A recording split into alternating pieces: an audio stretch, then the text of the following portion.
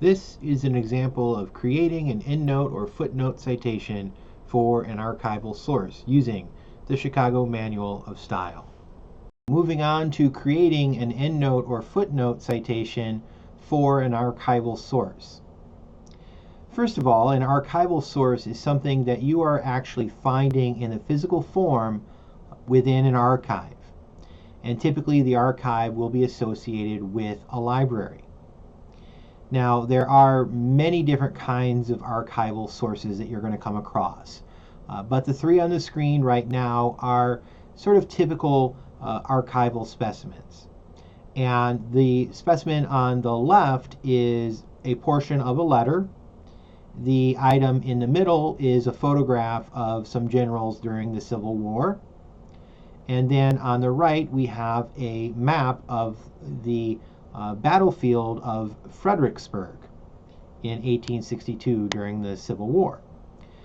So there are a number of things that you need to know in order to create the citation. And that's what we're going to take a look at on the next screen. And here is the criteria for creating an endnote or footnote citation for an archival source. Now I'm doing something a little bit different here because I've color-coded the criteria, and I've left the color coding on the screen. Now the color coding is just simply to show you where one criteria ends and the other criteria begins. Okay, so hopefully that will help guide you when you're creating this type of citation. So first up, we have the title and information about the item itself, the creator, the page or section that the item appears in, and then the date of the item.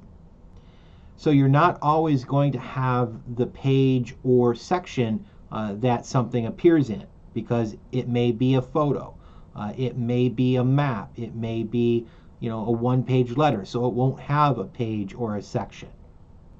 And then you have the collection the item is part of, the collection in the archive that the item is part of, and then a sub-collection if there is any. And then you're going to have the physical location in the collection, as in a box or folder number. And then you'll have the repository library and the location of the library. So if we consider the map from the previous screen, that is a map of the battlefield of Fredericksburg, drawn by Benjamin L. Blackford, December 13th, 1862. Okay, so that satisfies the title, creator, and the date information. And then it's part of the American Civil War battlefield maps collection in box 42, folder 18 of the Library of Virginia, Richmond, Virginia. Now, the American Civil War battlefields map collection and box 42 and folder 18 are not the collection and the actual location.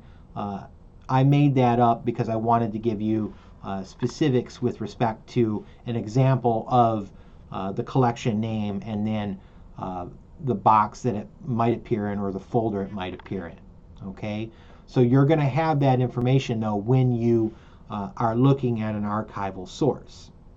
And it may not appear in a box or folder either. It may just be part of a collection, and that's it. So this has been an example of creating an endnote or footnote citation for an archival source. Please contact me if you have any questions at all about creating an endnote or footnote citation using the Chicago Manual of Style.